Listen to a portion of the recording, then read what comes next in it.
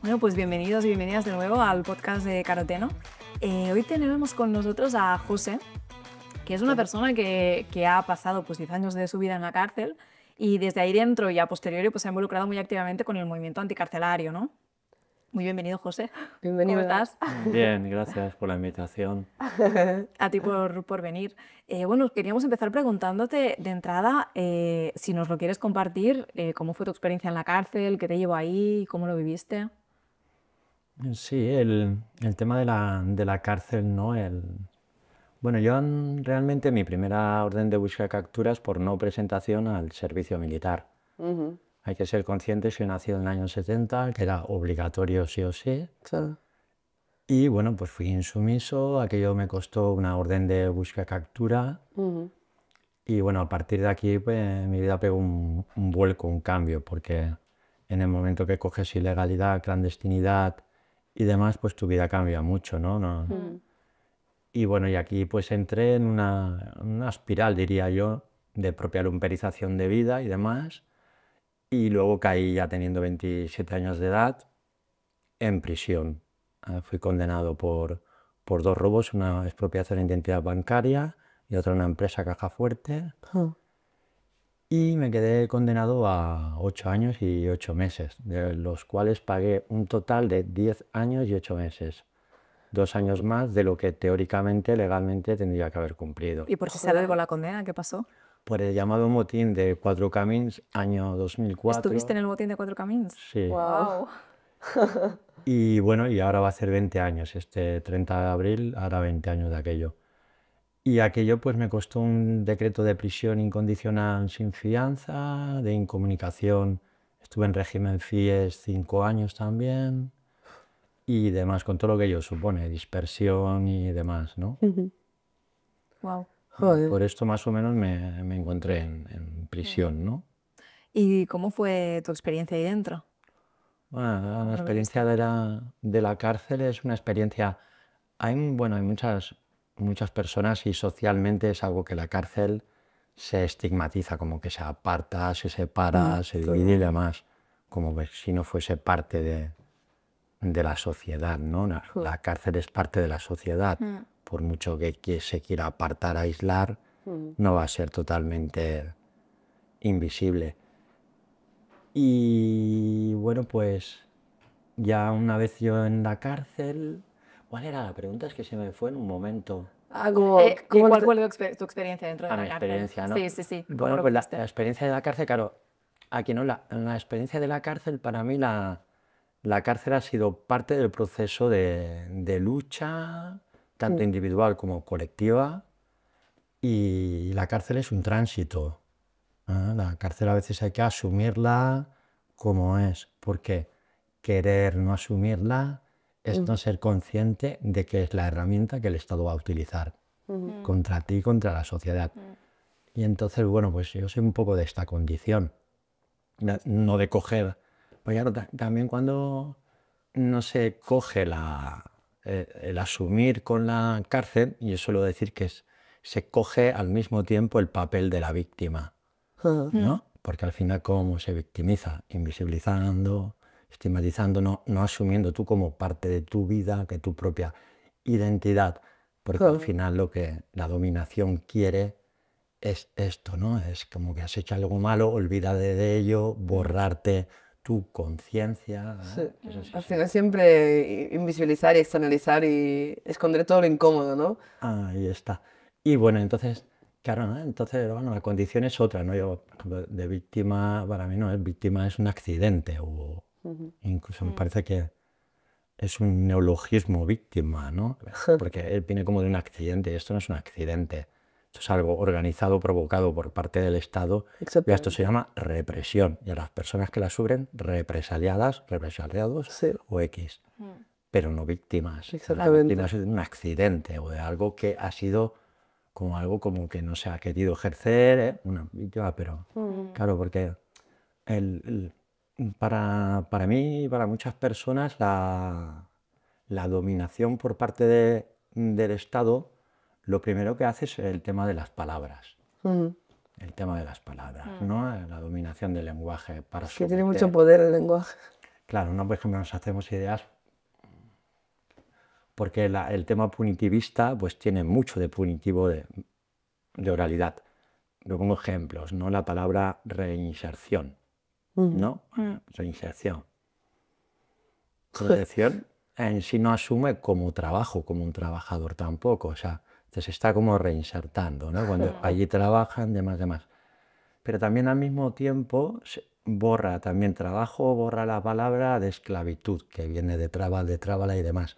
Digamos que los siglos ha ido construyendo una serie de neologismos y tal, pero que al final el fondo de la palabra es un fondo de autoridad, no horizontal, y esto es lo que se intenta por mucho por parte de la administración Ya. al final del Estado, ¿no? No olvidemos que no sé, un clásico como, no sé, Hegel mismo, ¿no? El tema de la dialéctica histórica, ¿no? Pues bueno, es la construcción para mí de la llamada socialización o socialismo, o llámale materialismo, o llámale capital o capitalismo, que es al final un lenguaje muy determinado, que para mí es un lenguaje judeocristiano, que es la familia y todo esto, pero este lenguaje construir a base de neologismos un nuevo lenguaje social que te da una identidad, que ya no eres esclavo, eres proletario. Ya no eres esclavo, no eres trabajador, eres proletario. Ya. Vale, Entonces, José, y más allá del tema como del lenguaje, la parte más ideológica y crítica, ¿nos podrías aterrizar un poco cómo es la cotidianidad ahí dentro? O sea, cómo todo esto se traslada en lo personal y cotidiano de tu vivencia ahí, ¿no? Del día a día. pues sí, lo más cotidiano, pues, bueno, pues se traslada, por ejemplo, un ejemplo así, ¿no? Para definir esto ya un poco lo del lenguaje, ¿no? Y finalizarlo. Ahora han sacado unos módulos que se llaman respeto, ¿no? El respeto. No olvidemos que el respeto significa realmente, cuidado, principio de autoridad. Las relaciones, el respeto no es horizontal. Exacto. El respeto es coercitivo, intimidatorio, el respeto. Una cosa no es ética, ¿por qué tengo yo que respetarla? Cuando las relaciones se basan en la confianza, en el mutuo apoyo, en las afinidades, pero claro, no, allí te marcan respeto. Es una sumisión al final que está ahí dentro de la palabra. Y Total. es todo un trabajo pedagógico que se hace. La palabra pedagogo, otra cosa. La palabra pedagogo era un antiguo esclavo de romano, de los antiguos griegos que tenían el conocimiento, la filosofía, que cuando los hicieron prisioneros los tenían para educar a sus hijos y para intervenir entre el esclavo del señor y el prisionero. De ahí viene el pedagogo. Era un preso vendido al final y al cabo, que era el que gestionaba con el señor, digamos, bueno, Hegel, diálogos del esclavo-amo, ¿no? Amo, ¿no? Amo-esclavo, ¿no? Pues eso, y todo esto, la cárcel, el tema punitivista, cuando hablas con un jurista criminólogo, vamos, que te das al momento cuenta, o una psicóloga, ¿no? De la cantidad de lenguaje autoritario que lleva encima, ¿no? Absolutamente. Eso Hablando muy de cotidiano ahí. punitivismo y de coerción en este sentido, ¿cuál ha sido como tu experiencia más fuerte en este sentido, ¿no? De sentirte oprimido, reprimido? En experiencia en la cárcel, Sí, de tiempo cuando ahí. estabas tú dentro. Claro, la represión, ¿no? Claro, decimos, para mí hay como dos tipos, hay una misma represión, que dentro de esta represión hay diferentes métodos de represión, ¿no? Yo he sido reprimido a nivel corporal, por ejemplo, ¿no? Fui torturado durante meses después del motín de Cuatro Camins, he estado años en celdas de aislamiento, dispersado, no sé, está en el Puerto 1, en Badajoz, en El Grueso, en Burgos, en Madrid, Vale. que me ¿A daba... qué le llamas tortura, en términos concretos? ¿A qué tipo de prácticas llamas tortura? Claro, ¿no? Para mí, tortura es someter en contra de la voluntad a una persona. Sí, no te pregunto por la definición, sino sobre tu cuerpo, como, o sea, ¿a qué le llamas tortura? ¿Qué te hicieron? Claro, ¿Qué te llamas estaría tortura? una cosa, sería la tortura orgánica, cuerpo, ¿no? Que sería te ato, te esposo, te dejo días atado, te tengo de cuclillas, te agredo, te pego, te bajo y demás. Esto sería lo corporal. Pero luego también está lo psicológico, más psicológico, Claro. que entre la prisión, tener portazo, lo que antes te decía, la dialéctica, la intimidación. Yo recuerdo, ¿no? que era, ¿no? Estabas en una celda en Cambrians después del motín y entonces escuchaba al lado golpes, hostias, gritos, socorro, dejarme, por favor, pim, pam. Pues esos momentos que tú estás escuchando y sabes que te van a entrar a ti luego, esos momentos son para ti una catástrofe. Claro. Te dan ganas de no vivir. Claro. Y entonces, curiosamente, una vez entran y te agreden, ya te quedas hasta relajado. Es peor como la parte de terror psicológico. Claro, la terror parte previa que durante. Y esto pues sería una de las formas. Y luego el tema disciplinario, ¿no? Es un tema muy intimidatorio, o el tema coercitivo que se utiliza con el preso. Pues sabes que cualquier reivindicación tuya pues te va a costar más tiempo de lo que estás cumpliendo y peores condiciones de vida allí dentro. Y entonces, bueno, un poco esto, ¿no? Porque, claro, porque la cárcel, ahora hay mucho discurso de debate que está volviendo otra vez todas aquellas teorías de Victoria Kent y todo esto, ¿no? De cárcel buena, cárcel mala, reinserción. Pues bueno, la primera directora general de servicios penitenciarios que cambió cambió la palabra prisión por penitenciaría, de penitencia, claro, ¿eh? Porque hay que hacer penitencia. Claro, se borra lo penal, se coloca ahí una palabra, Como que si no fuera... queda tan castigosa, pero ahí va, ahí va el penitente. Y bueno, y esto un poco, ¿no? Y yo para mí, hablo que la cárcel no es que unas cárceles sean mejores que las otras de tal, o que unas dan. En una misma cárcel pueden haber muchas cárceles dentro de una misma, que es la cárcel dentro de la cárcel. Digamos, en un mismo centro puedes estar en un modular con televisión, pero en esa misma cárcel tienes un departamento de aislamiento donde esposan, agreden a la gente y violan a las personas. Y digamos, en la cárcel y tal, ¿no? Porque hay todo este debate, ¿no? Que si estás peor que las otras y que si la de migración de un tal, la cárcel, aunque la se pinte de oro, cárcel es. Totalmente. Cárcel es. Claro. Sí. Porque al final se trata de vender un poco todo eso, ¿no? Y dentro de, o sea, nos estás contando la parte más represiva, punitiva, ¿no? Y entiendo que tú te has colocado en un lugar bastante de resistencia ahí dentro, tanto desde el motín como a posteriori, desde el movimiento anticarcelario y tal. ¿Nos puedes contar un poco de las dos? O sea, por un lado, de la parte más de resistencia desde dentro y después, pues desde fuera, ¿no? Sí, claro, el tema era como, antes de entrar, pues, bueno, por conciencia, supongo, política, ¿no? Porque para mí aquí hay un punto muy importante para mí, que es la conciencia, que de eso no se habla realmente. Popularmente, neologismos. Está como en la existencia del preso político, dicen, y el preso mal llamado X social, ¿no? Nosotros decíamos, ¿qué es esto? ¿Qué es esto? Los sujetos políticos somos todas o X, hasta los animales es un sujeto político, ¿no? Estamos de acuerdo que política sea. Pero a ver, si haces una observación, es un interclasismo, que es el que está denominado preso político y un estatus, y el llamado preso social. Aunque el preso político participe en hacer actividades sociales ahí dentro, sea como que luego lo definiré, la zona gris. ¿Qué es la zona gris? Dentro de los recintos. Sea un colaborador con la institución. Pero ¿cuál es la diferencia para mí entre esa persona y el mal llamado preso social? Es que Como una cuestión el de preso clase. político, antes de entrar en la cárcel, tiene una palabra muy importante: conciencia política. Conciencia. Conciencia. Presos de conciencia. Eso lo borra el Estado. Les da, ¿por qué es político? Pues toma, de metrópolis, de policía. ¿Quieres ser policía? Pues toma. A ti. Otro politólogo más. Pues toma. ¿Eres político? Pues ya eres policía. Porque al final es eso. Y rompe con el sujeto de conciencia en lucha, Ajá, que serían presos de conciencia en lucha, ajá, que sería conciencia fuera, conciencia adentro y conciencia continuada lucha, de resistencia. Y yo me defino más en estos puntos. ajá. Vale.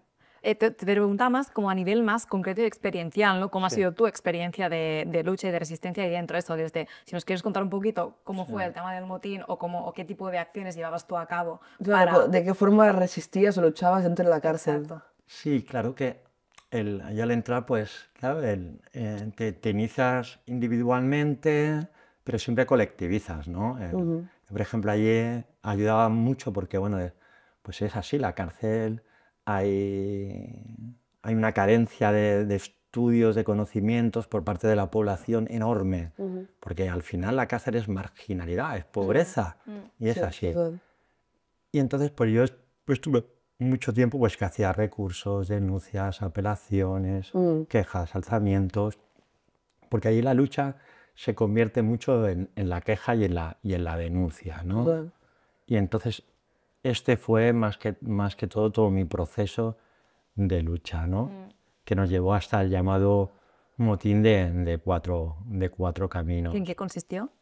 Bueno, el motín de cuatro caminos, como así quedó luego sentenciado, fue un motín que fue realmente espontáneo por, por una acumulación de vulneración de los derechos humanos a nivel sistemático, que era que había un cuerpo de carceleros pues súper torturadores, donde se llevaban a la gente, la agredían en aislamiento, la esposaban de más. Un día también entraron allí, agredieron y se dio un motín espontáneo. Aquello terminó con una investigación. Que básicamente quiere decir los presos rebelándose contra los funcionarios Sí, desde sí, lo sí. físico y violento. ¿Como digamos, tomasteis ¿no? un Como- pabellón o...? Sí, tomemos el módulo. Tuvieron que venir entonces el consejero entonces que estaba de justicia, Badji Bastarda, que también se tuvo que presentarse a juicio. Montserrat Turá, que entonces estaba en Interior, me parece, que se le exigió su cuerpo de presencia porque, digamos, en penitenciarías, porque cuando ibas a juez de vigilancia teníamos que meter otro órgano para que luego, en cierta medida, cuando nos iban a entregar a los Mossos d'Esquadra del palizón que llevábamos encima, esto fue curioso, porque nos agredieron muy potente. Y claro, íbamos desnudos en slips, todos tirados en una rampa de hormigón para las salidas de conducciones a las 4 o las 5 de la mañana. Entonces, ¿qué pasó? Que cuando nos entregan a los Mossos d'Esquadra, la corporativa de los Mossos d'Esquadra se cuadra contra la corporativa de los carceleros, todos tirados, ¿eh? Tirados con cabezas abiertas, costillas rotas, brazos rotos, demás. Todos allí tirados y escuchándolo. Que los Mossos d'Esquadra, el de ellos supongo que sería el mando, que estaría en mando, se cuadra allí en la rampa, al lado de nosotros y dice, en mis furgones no sube nadie hasta que yo no tenga un parte médico. ¿Por qué? Porque íbamos a morir realmente, íbamos tan mal heridos que si en el tránsito del camino tú te mueres dentro del furgón de los Mossos d'Esquadra, es como, toma el marrón, Claro, os lo rescatado. lleváis ahora, y Literal. dijeron los Mossos, este marrón, pero así, os lo coméis vosotros, mi corporativa, mis hombres no va a subir ni un solo tío a este furgón. Guau, Y claro, tuvo que venir un mes, hacernos los partes y ahí ya se lió gorda. claro. Ahí ya se lió coco porque, claro, como iban a justificar que los propios Mossos tuvieron que pedir porque tal como íbamos, dijeron, ¿dónde van? Vamos a subir. Se nos muere uno por el camino. ¿Y ¿No? ¿Cómo iban a hubo justificar eso? consecuencias para alguien del cuerpo carcelario? Sí, hubieron 5 condenas, ¿eh? Condenaron al subdirector médico Xavier Martínez, que curiosamente a mí me torturó. Subdirector médico es el máximo responsable médico de la cárcel, ¿eh? Claro, bueno, eso es otra cosa, ¿no? La autoridad médica, ¿no? La autoridad médica, hablo del órgano penitenciario médico Sí. en sí, ¿eh? Esto Sí, no sí. quiere decir que todo el conjunto de médicos sean lo mismo, pero sí hay una parte muy grande que es penitenciaría totalmente podrida, que es el aparato médico no es que encubra o tape o tal, no, es que participa de la tortura. Claro. Participa. El médico o la enfermera o X es el que te esposa ahí, es el que te mete la respiración, es el que te intentella y es el que te mete el chutazo para que te dé una sobredosis. Es el cuerpo médico. El cuerpo médico. O sea, ¿cómo hubiera sido posible los campos de exterminio nazi si la participación médica expresa como doctor Mengele y de tal? Total.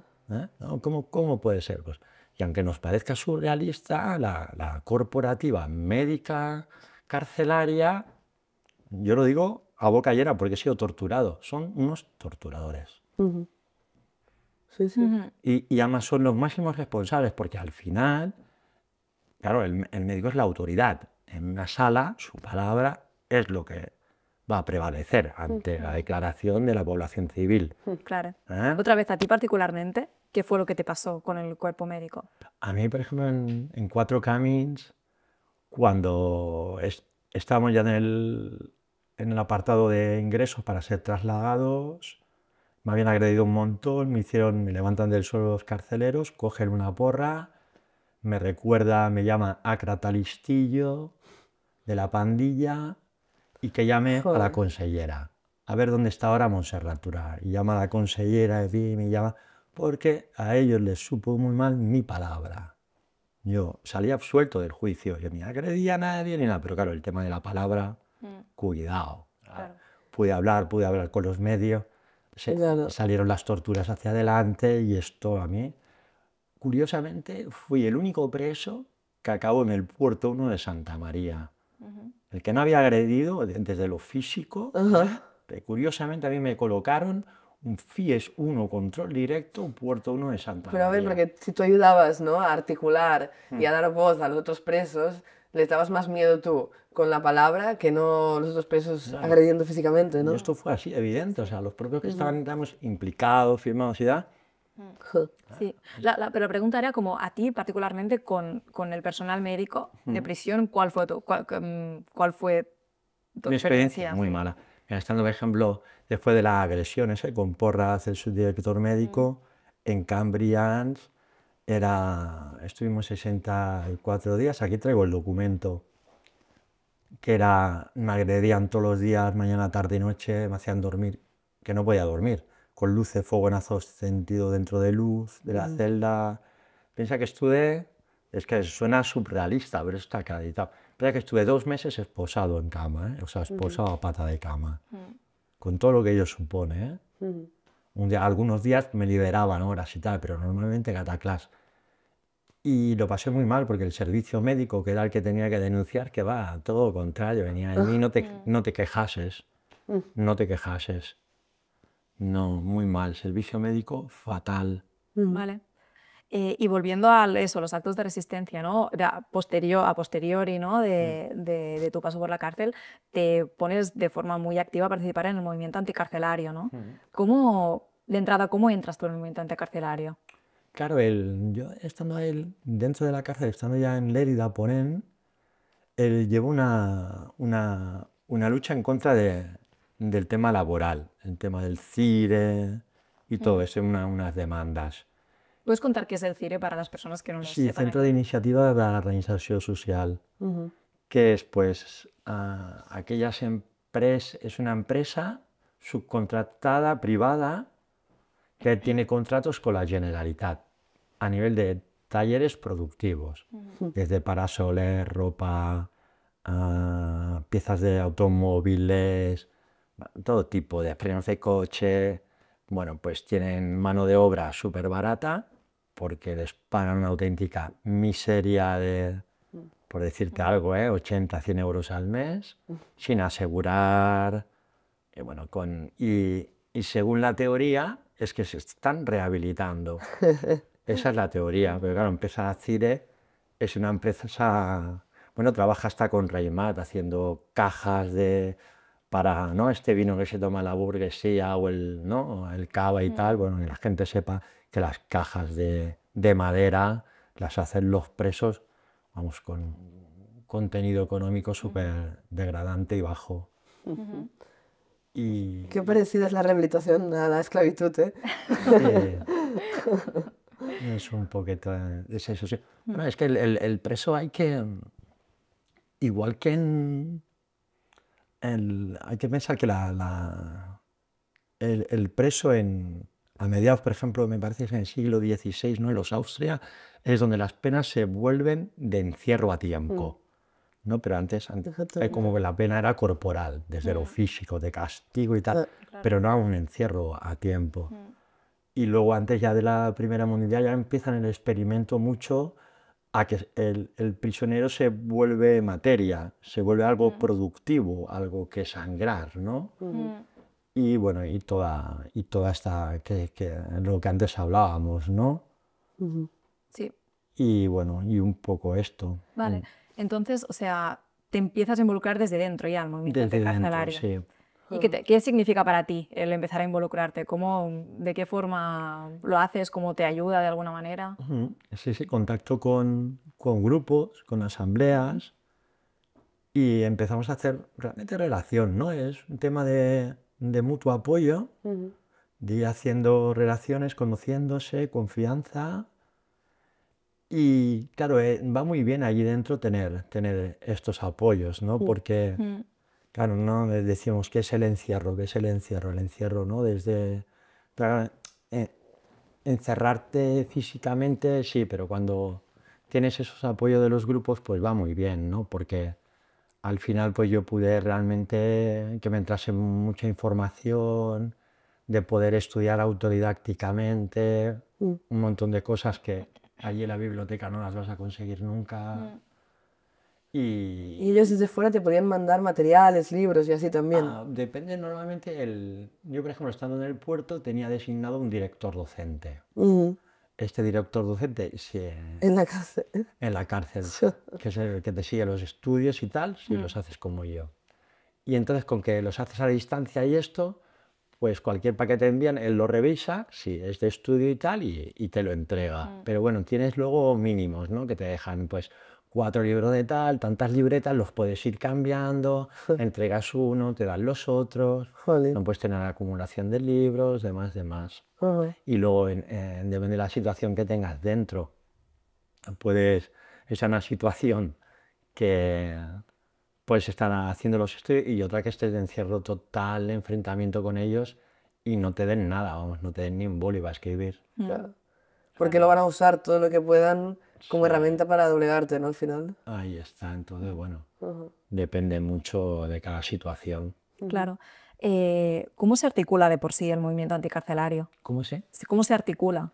se articula, ¿no? El movimiento anticarcelario es un movimiento de afinidades ácratas, libertarias, antiautoritarias o, en definitiva, que es el pensamiento de la máxima sobre el abolicionismo. Ujú. Pues se articula normalmente por afinidades. Nosotros, el movimiento anticarcelario, que no es para mí no es una organización, porque no es un órgano, no lo es, por suerte. Pero sí, yo les suelo decir que son muy trabazoneros, ¿no? ¿Trabazoneros? Sí, de la trabazón, ¿no? La trabazón es toda una teórica práctica de ensayos puesta a principios del siglo pasado por los grupos de comités de propresos de FAI, CNT y los grupos anarquistas, más conocidos popularmente como los llamados incontrolados. Pero no eran incontrolados, lo voy a explicar. Esto fue siempre el estigma, ¿no? Cuando las corporativas esas que eran tan gigantes de CNT, que ya estaba en la Generalitat, ya eran parte también del Estado y demás, pues claro, los comités de propresor, con eso, a lo que antes comentaba con el ministerio, no. Claro. Y entonces, ¿qué hacían? Hacían trabazonas. ¿Y qué eran trabazonas? Eran, pues, por afinidades, de todas aquellas agrupaciones, por afinidades que daban en algo en concreto para presos, algo concreto. Entonces, estos grupos se aunaban y desaunaban como trabazones, como una cuerda, ¿no? Que se une y se desune. Ajá. Una Vale, trabazón, vale. plantas, científicamente, la palabra, si la buscáis, una planta necesita un mineral, a buscar de la otra, se hace trabazón, pero luego cada órgano tiene su propia vida autónoma, su propia decisión, demás, demás. Y las trabazonas son pactadas en los pactos de mutuo acuerdo libre entre iguales. Veamos que igual ahora hay una historia, pues si te interesa o no, estás de acuerdo, te apuntas. No, no. Y nunca hay, digamos, un órgano. Permanentemente está en constante movimiento, constantemente está en algo cinético, o sea, no hay. ¿Y cuáles son el tipo de acciones que hacen a la práctica, no? Propaganda. Propaganda. Propaganda de torturas, porque al final es la propaganda, ¿no? A nosotros la propaganda es algo, por lo menos para mí, es algo muy básico, ¿no? El visibilizar. Sí, ahí está, el llegar, ¿no? El llegar a la gente y hacerlo y que eche conciencia, ¿no? O sea, por lo que has dicho, entiendo como que tiene como las dos vertientes, ¿no? Como hacia adentro de la cárcel es como apoyo desde los vínculos, ¿no?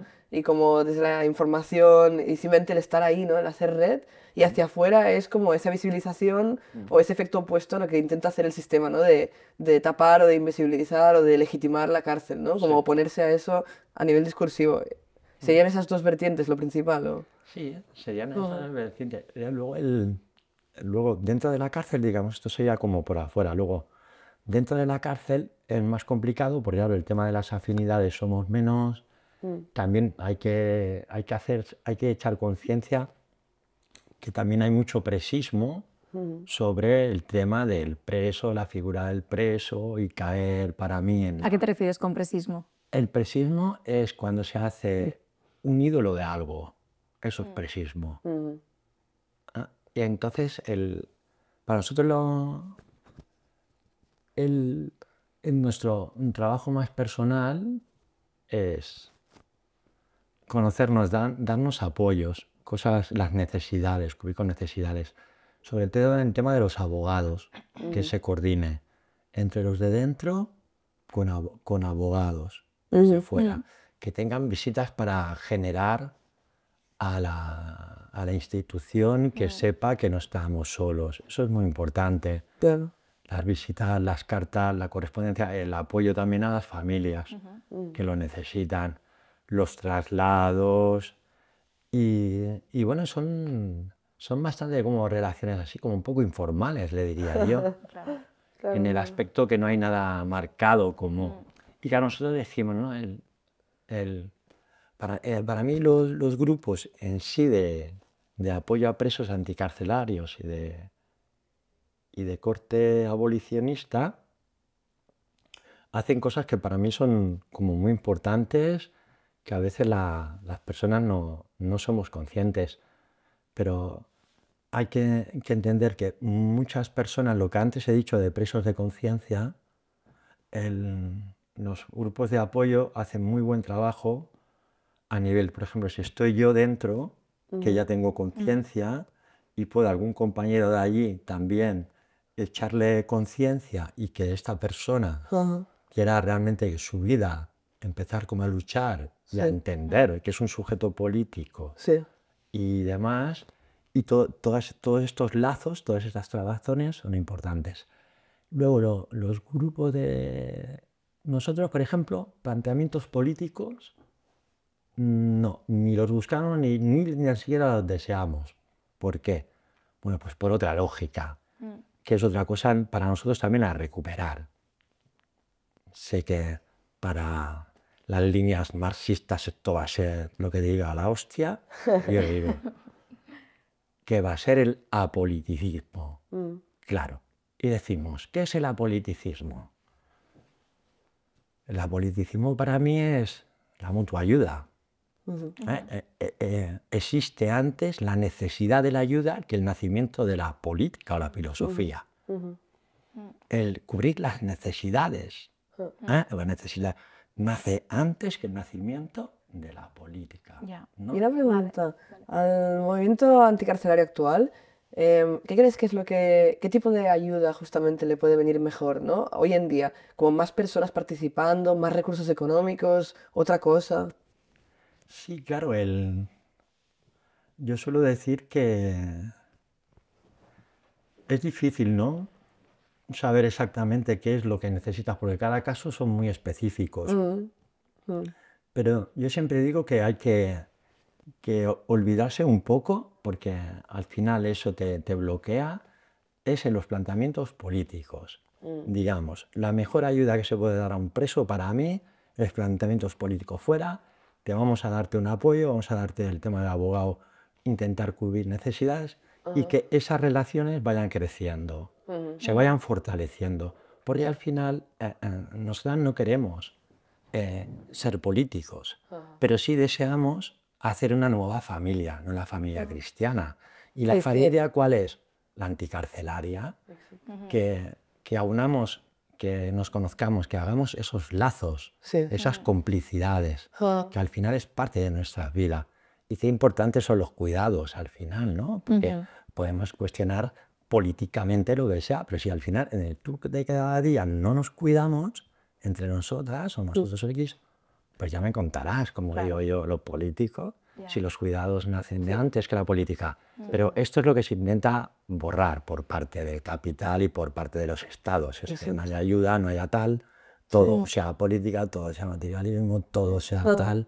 Y al final la gente eso no está conectada, no está enlazada, no está trabazoneada, ¿no?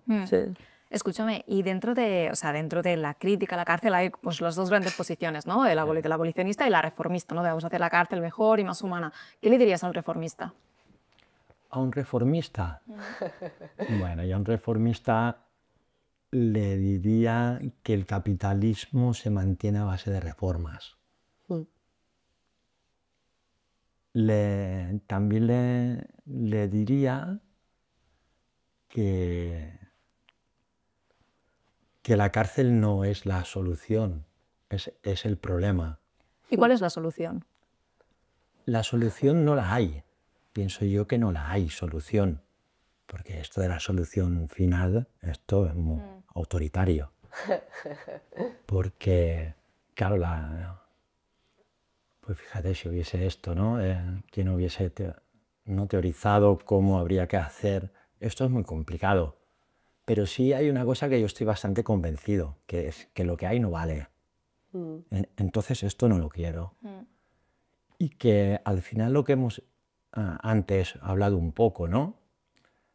El cambiar nuestras vidas y que toda la base al final es la conciencia, la educación, la pedagogía un poco, ¿no? Que pedagogo antes he dicho, ¿no? Echar conciencia de esto.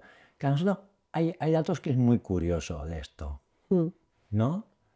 Nosotros decimos, ¿por qué los neomalthusianistas, ¿no? Que son para mí, ¿no? Los pensadores sobre el abolicionismo, sobre la no familia, sobre la educación, ¿no? No olvidemos Ferrer y Guardia, Urales, todos aquellos clásicos de la pedagogía no autoritaria nacen del tema neomalthusiano.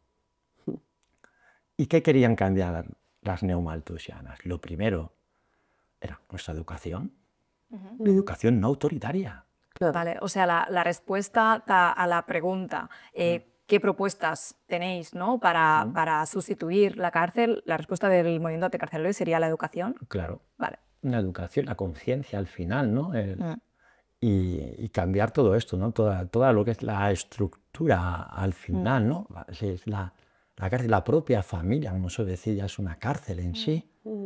¿Y qué le responderías a alguien que te dijera que, o sea, que cómo resolvemos el problema de seguridad pública si abolimos las cárceles ahora mismo antes de hacer ese proceso de educación de O la incluso comunidad? los conflictos entre las personas, ¿no?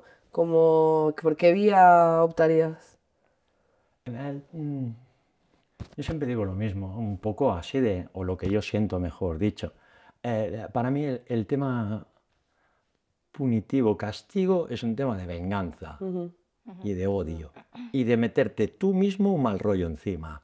Yo suelo decir, si en tus vidas personales estás todo el día, te vas a ir a envenenar para adentro. Te vas a envenenar para adentro. Pues va a sonar un poco no sé, a flojino esto, pero al final para mí el apoyo y Y eso, el no castigo, ¿no? Al final, el saber entender, el saber empatizar con otras personas. Claro, nosotros decíamos, porque es todo la educación, ¿no? Siempre te sacan, yo recuerdo siempre, ¿no? Cuando hay jornadas, charlas y siempre es la pregunta, como digo yo, del millón. ¿Qué hacemos con el violador? La pregunta del millón. No hay charla que no falle la preguntita. Yo ya la espero, ¿no? No, ¿a quién va a hacer la preguntita hoy? ¿De qué hacemos? ¿No es? Claro, yo no sé qué hacer con esta gente. No sé qué hacer.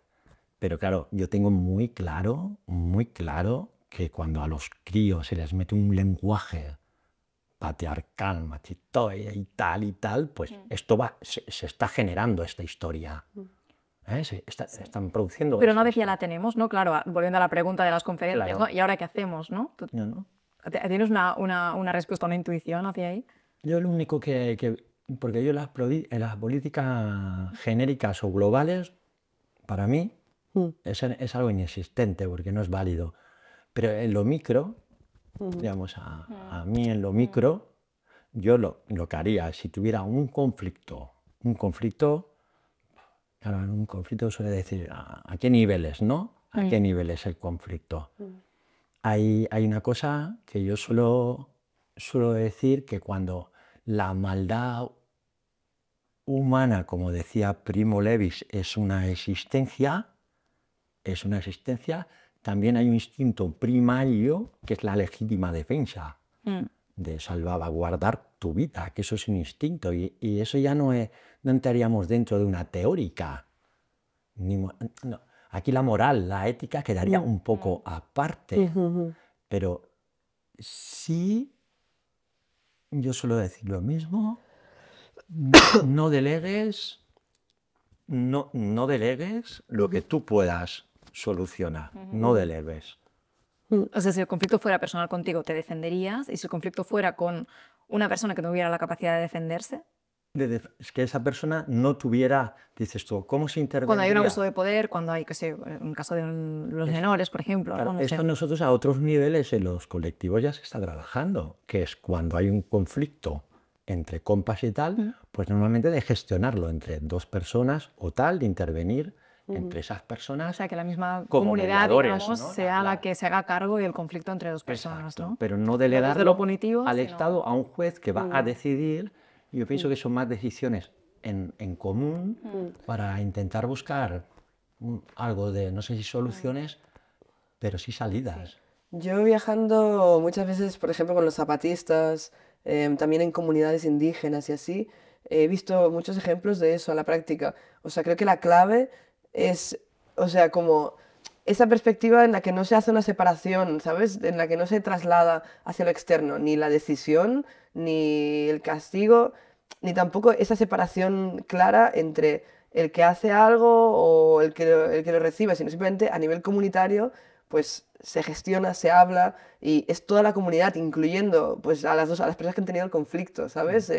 O sea, incluso muchas veces he visto propuestas súper radicales de como eso, ¿no? Como con algunas comunidades indígenas, por ejemplo, si alguien robaba, lo que hacía era toda la comunidad le regalaba cosas a la persona que había robado, ¿sabes? Como justamente para invertir, como, no como ese rol de castigo, sino pensar, vale, ¿qué ha pasado, qué ha fallado como comunidad que ha llevado a que suceda este hecho, ¿sabes? Como que, sí, no sé. Creo que tiene sentido lo que dices de... Sí, porque la visión normalmente que hace el capitalismo individualiza. Ajá, exacto. Individualiza. Exactamente. Y bueno, y aquí lo has puesto como ejemplo genial, Todo. que cuando colectivizas, Exactamente, exactamente. pues ya la autoridad ya empieza a desaparecer, ya no está la típica autoridad, ya en Es algo que común gestionamos entre se llega a todos un y... acuerdo, ¿no? Sí, sí, Bueno, exactamente. un poco esto haría, sí.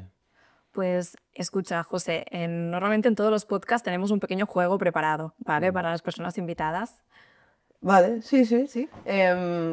Sí, yo tenía una pregunta más, creo. ¿Qué quería preguntar? Sí, antes del juego, como qué les diría, o sea, que si hay oyentes que quieren involucrarse en el movimiento anticarcelario y así, cierto. como qué les recomendarías como para empezar a participar o acercarse al movimiento? ¿Dónde podrían ir? ¿Cómo lo podrían hacer? Vale, yo lo primero que haría una persona sería saber dónde están las asambleas, Ujú. presentarse. Que eso lo podemos buscar por internet, ¿no? Asambleas Sí, anticarcelarias. ahí está, asambleas anticarcelarias o grupos Ujú, de apoyo y tal. ujú, Presentarse la persona, es decir, una persona que estoy interesada ajá, en esto. sí. Normalmente los grupos suelen ser algunos bastante cerrados, otros no tanto, pero siempre están las personas que siempre están ahí dispuestas a acoger, ¿no? Claro. Y yo lo que haría es presentarme, escribirle a algún preso, empezar también a escribir a algún preso. ¿Y cómo encontrarían a quién escribir o la dirección o así? Claro, si miras por páginas tienes un montón, ¿eh? Ujú, Tienes presos en lucha, presos a la calle, ujú, tienes bastantes. Sí. sí, sí, Nosotros mismos ahora mismo en Navat, el viernes mismo hicimos un taller de cartas de presos. También hay talleres de cartas si miras por internet. ujú. Hay espacios para moverte, sí. Genial. No era eso, para alguien que no tenga ni idea, como algunos elementos, ¿sabes?, de referencia para decir, va, pues si me quiero acercar, Sí. sí, Vamos, sí. está bien, muy importante esto, ¿no? Porque la gente al Claro, final Claro. claro, es claro, como total. llega. Vale, mira, pues sí, yo siempre hago en cada podcast algún tipo de juego, ¿vale? A ver qué te parece.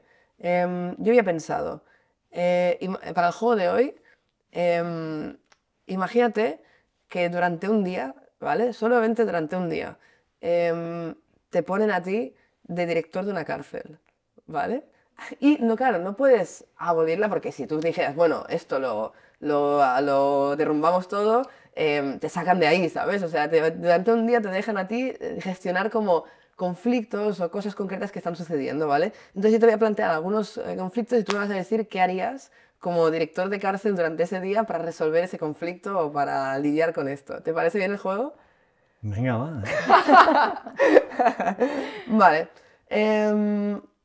Primero, em, hay un problema de sobrepoblación. De repente, pues esto, en la cárcel está al 150% de capacidad. Hay muchos más presos de los que podría haber. Están en malas condiciones. ¿Cómo lo gestionarías? ¿Cómo lo enfocarías? Yo es que me suicidaría. Pienso que mi mejor acto sería suicidarme. Si Como fuese director. director, Pero entonces sería- pondrán a otro, ¿sabes? En cambio ahora tienes un momento durante un día de oportunidad para reestructurar algo, para mejorar algo, ¿sabes? No sabría decirte, no sabría decirte. Nunca me he hecho ese planteamiento, ¿no? Ajá. Ni tan siquiera. No sabría lo que Va- hacer. Pienso Vale. que es una cosa ahí. Ujú. Bueno, vale, a ver. Es que, claro, lo divertido para mí de los juegos es siempre como sacar un poco a la gente de su contexto, ¿no? Como, por ejemplo, a ti ponerte en un contexto más reformista es interesante porque estás Sí. fuera de tu elemento, ¿no? Pues vamos a poner otro ejemplo, como el que viviste tú. Un motín, ¿no? Como director de la cárcel, como qué podría haber hecho diferente o mejor para gestionar un motín, ¿sabes? Claro, el tema del motín. Primero que no generen ellos el motín, porque al final un motín lo hacen ellos, no lo hace el Ujú. preso. Esto es Ajá. otra de las cosas Está claro. que se suele decir. Los Sí. presos han hecho un motín. Dice, no es cierto. Ujú. El motín lo hacen los carceleros y normalmente los sindicatos. Ajá. ¿Hay quien gobierna la cárcel? Las corporativas. Ujú. Las corporativas, hemos visto el último director general de servicios penitenciarios, Ajá. que la UGT Presón lo han echado a la calle, ha tenido que dimitir. Incluso lo atacaron para agredirle, porque estos sindicatos vienen del sindicato vertical carcelario, Ya. y cuidadín con ellos, mafia, el AMPA pura y dura. Y pues eso, que no es que no haría el planteamiento, ¿qué haría en el motín? Pues eso, que los carceleros no provoquen motines, Ya. porque Claro. son ellos, porque en nuestro ¿Cómo? juicio esto fue muy curioso. Ujú. Esto era curioso. Que toda su defensa al final y su alegato se basaba en más porras, más esposas, más botes de spray. O sea, su solución eran más porras. Es que joder, Y entonces hay una cosa que para mí, que yo le llamo ahí, y bueno, muchos teóricos, que es la construcción de enemigo. Sí. Total. Y entonces generas una situación para que se dé eso, para luego tú poder legitimizar y justificar una represión muy concisa. Y el Estado normalmente lo busca internamente, ¿no? El enemigo interno. Está bien porque tu solución sería revertir eso justamente. Vale, un ejemplo más concreto. Hay un preso que ha agredido a otro, lo han puesto en aislamiento, pero está diciendo que no aguante, que se quiere suicidar, que piensa que se va a suicidar. ¿Qué hacemos con eso, no? Porque si lo sacamos, a lo mejor vuelve a agredir. Bueno, hay que pensar en la seguridad del preso agredido, pero también en la del preso que está con riesgo de suicidio, ¿no? Claro, para mí la única que habría sería darle la libertad. Seguro que dejaría de... No, si lo pones en la calle se le va todo. Se le va el trabajo. Ah, claro, claro. No sé si al director de la cárcel, ¿tú crees que le dejarían ponerlo en libertad al preso arbitrariamente? Él tiene suficiente autoridad para sacarte se llama salida de gobierno sin fuerza pública. Ajá, Lo puede ya hacer. veo, ya veo. Es autoridad legítima para hacerlo. Entonces, Y al médico también. el médico también te puede sacar. El médico también está autorizado para ello. Ujú. Para una salida médica sin fuerza pública. Que digan, no vas acompañado de policía, vas tú y vienes. Y te lo firma el médico y ya está. Vale, pero es una salida puntual, no es una libertad. De horas. Pero bueno, en un minuto suficiente vas a salir corriendo. Ujú. Vale. Y el último, vale, está habiendo problemas de presupuesto están como proponiendo de recortar el presupuesto de los programas educativos y demás. ¿Lo quitarías de ahí si está faltando dinero en la cárcel o qué harías para solventar el problema de que no hay suficiente dinero en la cárcel? No cuadran las cuentas. ¿De dónde quitarías o qué harías? Bueno, el tema, claro, una sociedad capitalista, ese es el problema. Es que el problema no es la cárcel, es toda la sociedad. Sí, total. Está todo Por interconectado. eso no hay que apartar la cárcel de la sociedad, es parte de la sociedad. Y al final la economía es lo que dirige y manda, ¿no? Sí. Las relaciones, como decía Platón, ¿no? La república y sus economías, ¿no? Pues bueno, un poco esto, que la sociedad son sociedades económicas y que el mismo problema que hay en la calle, pues está en la cárcel. Lo único que la cárcel la diferencia que es un mayor espejo reflectario. Pero Como al que se final, amplifican los mismos problemáticas. claro, pero al final eso de decir no hay pobreza en la calle, no vemos a niños mendigando, no vemos tal, o sea, se suele decir ¿no? Es eso el estigma un poco, ¿no? Como si allí ocurriesen cosas que no ocurren en la calle, y no es cierto, ocurren de lo más cotidiano y cada día, ¿no? Sí, sí. Y bueno, si un no ocurren poco- en la calle, aquí en Europa ocurren un poco más allá, al otro lado del Mediterráneo, pero ocurren, ¿sabes? Claro, acá pasa un poco, ¿no? Los trabajadores y tal les quitarían de sus sueldos para que, yo qué sé, porque les haría al empresario más, pues bueno, ya el mismo problema que los presos. Y ahí más acrecentado, podría ser. Pero al final no somos tan diferentes, digamos, ¿no? Hay muchas las teorías, como suelo decir yo, de la división del individuo al final, ¿no? Que es, pues bueno, esto un poco, ¿no? Que no te sientas tú tampoco parte de lo común, el separar, el que tú mismo esto lo interiorices de tal forma, ¿no? Sí, Y bueno, y es que se trabaja socialmente desde que somos chicos, nos meten en pupitres, ¿no? Solo al de al lado, no le mires al de al lado, que te van a decir que estás castigado, ¿no? Total. Claro, entonces, ¿por qué nos extrañan que hayan celda de aislamiento? Un colegio está lleno de rejas. ¿No? Entonces, bueno, Totalmente. un poco esto, sí.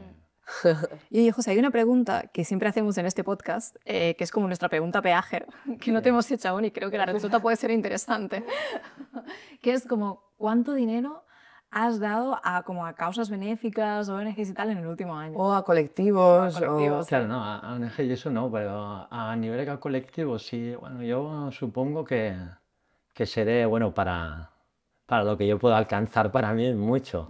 O sea, seguramente para el capitalismo es una miseria. Pero yo no sé, sabría, tendría que coger un boli y empezar un poco a Aproximado, recordar. aproximado.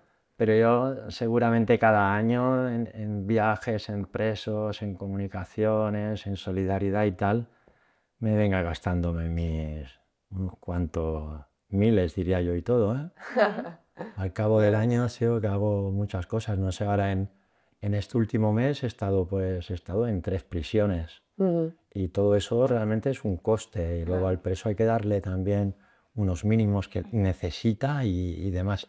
Para mí, yo suelo decir que incluso que si la militancia anticarcelaria no te cuesta dinero, aquí no haces nada. Es mi opinión, ¿eh? Que realmente, porque es una cosa, para mí es una forma de vida.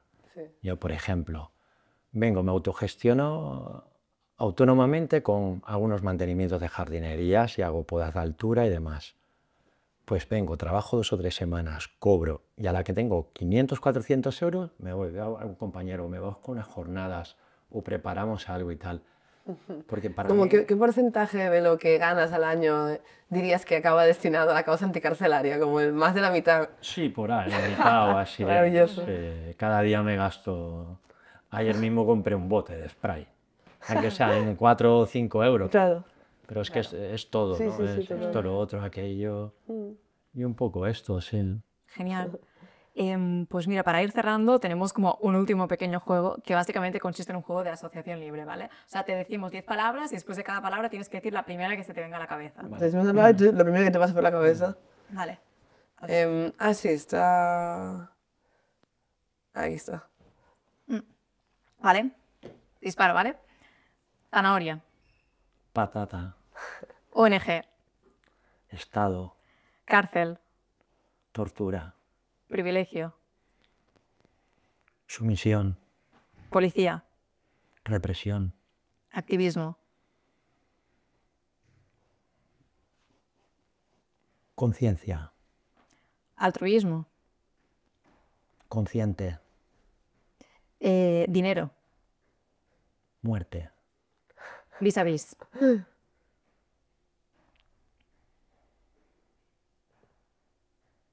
amor, Chupano. tortura. Bueno, Muchas gracias. Nada, muchísimas o sea, gracias. Para aclarar, Chupano es la célula, la ciudad de Vale, aislamiento, claro, sí. para la gente que no lo sabe, en lenguaje carcelario. Muchísimas gracias, José, ha sido súper interesante No, tenerte me he aquí. sentido súper cómoda con vosotros. Sí, qué bien. Muy bien, ¿eh? Qué guay. Que al principio siempre da tensión porque siempre te digo lo mismo. Que si es entrar el Estado o no, que la peña se queda bloqueado. No. Yo me lo espero un poco porque, claro, sé que cuando se dice esto, pues, y también a personas cuando no llevan un proceso de años, cuesta entenderlo así Claro. de primera. Yo recuerdo que cuando yo era mucho más joven, ¿no? Que se me dijo, oye, que yo me quedé, ¿qué dices, tío? Y yo, pero ¿cómo no vamos a...? Y me dijeron, esto aquí no. Y yo dije, no, tío, ¿qué dices? Tenemos que aquí estar todas y tal, pero bueno, luego vas asimilando el Claro. por qué, ¿no? Pero Sí, total. lo decíamos ahora, yo no queremos cárceles, pues igual hay que cambiar las escuelas, ¿no? Ujú. ¿Qué Totalmente. decimos? No, está genial Claro. que hay esa parte de educar o de dar conciencia a la gente que, o sea, puede ser un poco violento en cierto modo porque estás sacando a la gente de sus estructuras pero hay que hacerlo, ¿sabes? Para mostrar otra realidad hay que cuestionar Sí. las cosas, está claro. Para mí lo interesante en sí del abolicionismo es en lo cotidiano de tu vida, en cosas, pues esto, cuando tengas un conflicto con un compa y tal, verdaderamente te vas a poner aquí con la rabieta, me las tiene que pagar, me las tiene que pagar, o vas a hablar con él, le vas a entender, vas a intentar solucionar una relación y llevarlo de otra forma, que no con tu rollo de odio. Porque al final lo que te metes en es una cárcel. Porque al final el odio es el control y es la dominación. Y como digo yo, te vuelves un carcelero. ¿Qué quieres? ¿Estar detrás de la gente todo el día? ¿Controlando a la gente y tal? Estoy súper de acuerdo. Pues pienso que hay que romper con eso un poco, ¿no? Porque si no, Sí. complicado. He estado súper a gusto, ¿eh? Muchas gracias, Nosotros José. también. Sí, la verdad, me ha parecido súper interesante. Me ha gustado mucho hablar contigo.